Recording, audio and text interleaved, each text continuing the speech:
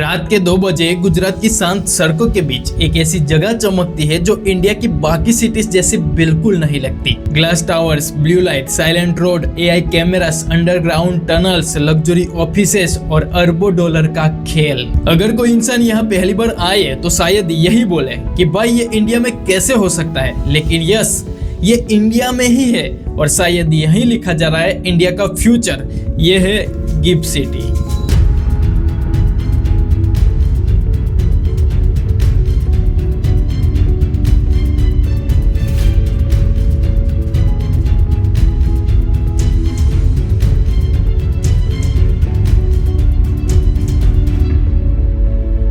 Gujarat international finance tech city, लेकिन ये सिर्फ एक सिटी नहीं है, ये इंडिया का सबसे बड़ा फ्यूचरिस्टिक एक्सपेरिमेंट है।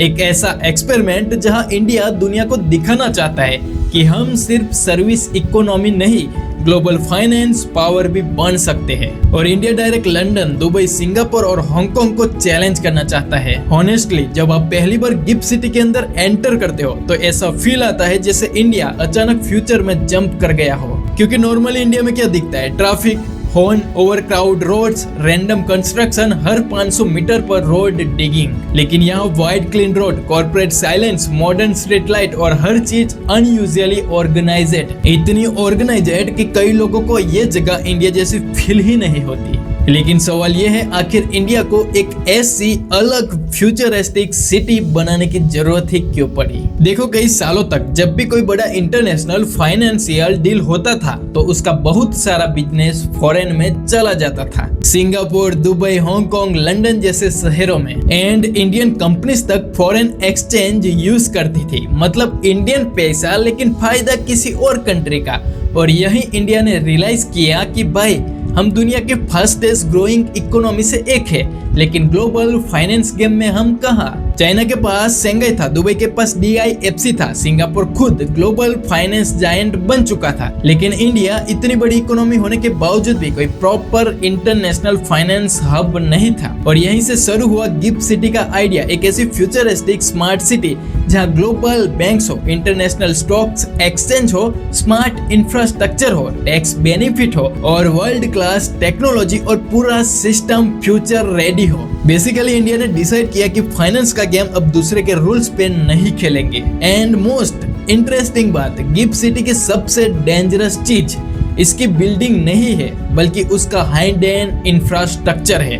क्योंकि ऊपर से जो सिटी दिखती है, असल फ्यूचर उसके नीचे छुपा है, और वो है अंडरग्राउंड यूटिलिटी टनल सिस्टम। अब ध्यान से सुनो, इंडिया की नॉर्मल सिटीज में सबसे बड़ी प्रॉब्लम क्या होती है? रोड बनती है, फिर इंटरनेट केबल डालने के लिए रोड तोड़ी जाती है, कुछ दिन बाद वाटर पाइपलाइन के लिए फिर रोड तोड़ी जाती है, फिर गैस लाइन, फिर ड्रेनेज, फिर इलेक्ट्रिसिटी, और बारिश आती है पूरा एरिया स्विमिंग पूल बन जाता है। मतलब एक रोड अपनी लाइफ में शायद जितनी बार यूज नहीं होता, उससे ज्यादा बार बार खोदी जाती है, तोड़ी जाती है। लेकिन गिफ्ट सिटी ने पूरा गेम ही बदल दिया। यहाँ रोड के नीचे जायंट अंडरग्राउंड यूटिलिटी टनल बनाया गया है, इतना बड़ा टनल कि इंसान आराम से चल सके। अब इमेजिन करो, आप रोड के नीचे एक हाई एंड फ्यूचरिस्टिक टनल में चल रहे हो।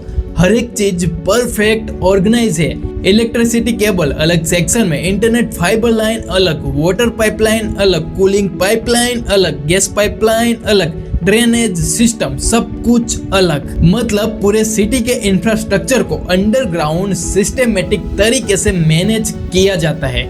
और यही चीज गिफ्ट सिटी को नॉर्मल इंडियन सिटी से कंप्लीटली अलग बनाती है। अगर मेंटेनेंस करनी है तो रोड तोड़ने की जरूरत ही नहीं है, सीधा टनल में जाओ, प्रॉब्लम फिक्स करो और बाहर आ जाओ। अब सोचो, इंडिया की कई सिटीज अभी भी बेसिक ड्रेनेज तक प्रॉपर सॉल्व नहीं कर पा रही, और यहाँ पूरा अंडरग्राउंड इंजीनियरिंग इकोसिस्टम बनाया गया है।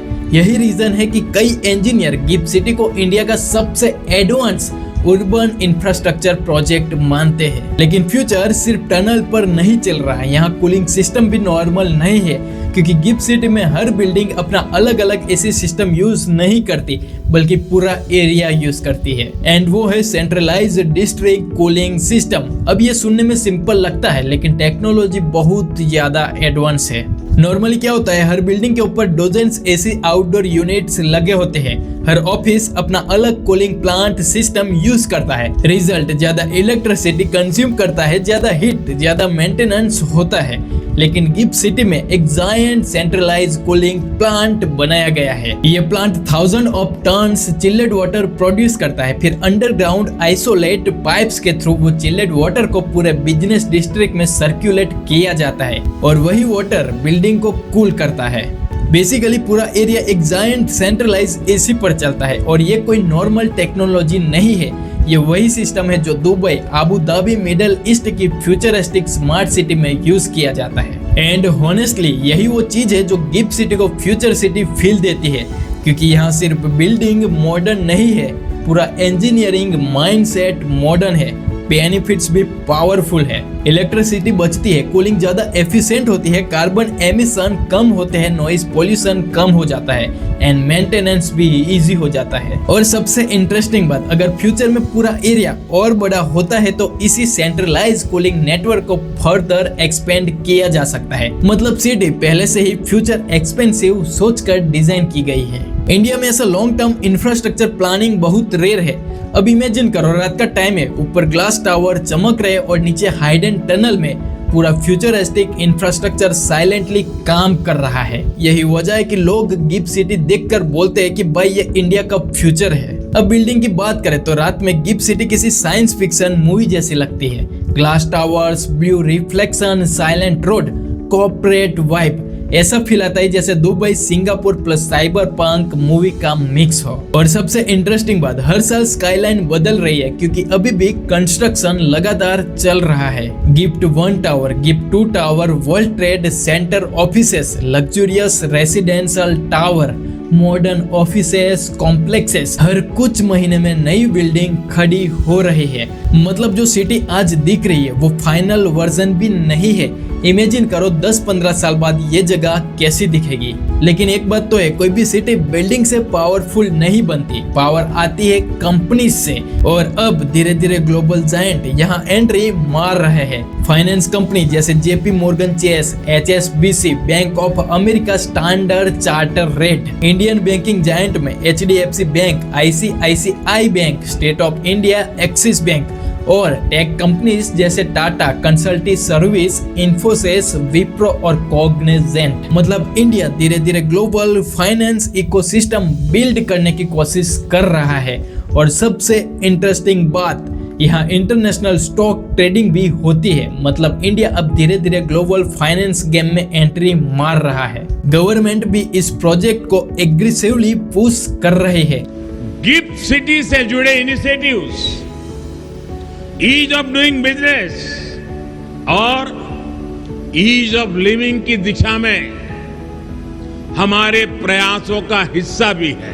गिफ्ट सिटी के साथ इंटीग्रेट करेंगे तो आप पूरे वर्ल्ड के साथ इंटीग्रेट करेंगे।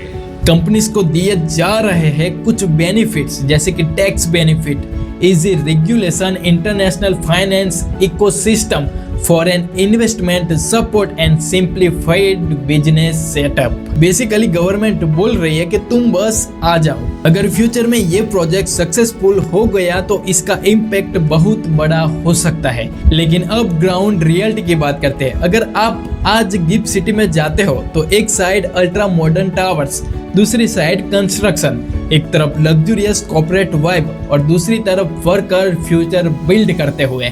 मतलब लिटरली आप फ्यूचर को अंडर कंस्ट्रक्शन होते हुए देख सकते हो। गिफ्ट सिटी अभी भी डेवलपिंग स्टेज में है और इसलिए रात में कुछ एरियाज अभी भी टू साइलेंट फील होता है।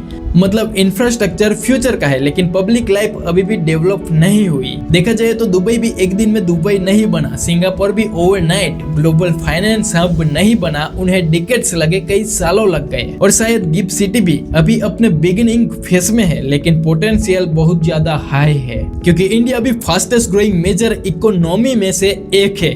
डिजिटल पेमेंट में वर्ल्ड लीडर है और स्टार्टअप इकोसिस्टम तेजी से ग्रो कर रहा है और ग्लोबल इन्वेस्टर्स भी इंडिया को सीरियसली देखने लगे हैं। और अगर अगले 10-20 साल सही गए तो इंटरनेशनल फाइनेंस का एक बहुत बड़ा सेंटर फ्यूचर में इंडिया में हो सकता है। और वो है गिफ्ट सिटी। रात के 2 बजे जब पूरी सिटी शांत होती है तब गिफ्ट सिटी की लाइट अलग फील देती है, क्योंकि वो सिर्फ बिल्डिंग की लाइट नहीं है, वो इंडिया के एम्बिशन की लाइट है। एक ऐसा एम्बिशन जो कहता है कि अब इंडिया सिर्फ दुनिया को फॉलो नहीं करेगा, अब इंडिया फ्यूचर बिल्ड करेगा। अब देखना यह है कि क्या गिफ्ट सिटी सच में इंडिया का सिंगापुर बनेगा या फिर एक और एम्बिशियस प्रोजेक्ट बनकर रह जाएगा। लेकिन एक बात तो पक्की है, जो भी होगा इंटरेस्टिंग बहुत होने वाला है। अगर आपको ऐसी ही फ्यूचरिस्टिक इंडिया की वीडियोस पसंद है तो वीडियो को लाइक करो, चैनल को सब्सक्राइब करो और कमेंट में ये बताओ कि क्या गिफ्ट सिटी फ्यूचर में इंडिया का ग्लोबल फाइनेंस कैपिटल बन सकता है या नहीं। By the way, video and करने से पहले आपको सिर्फ इंफॉर्मेशन देके नहीं भेजेंगे, क्योंकि गिफ्ट सिटी को समझना अलग बात है और उसे फील करना एक अलग एक्सपीरियंस है। इसलिए अब थोड़ा सिनेमैटिक व्यूज का भी मजा लीजिए। Welcome to the future of India, welcome to GIFT city.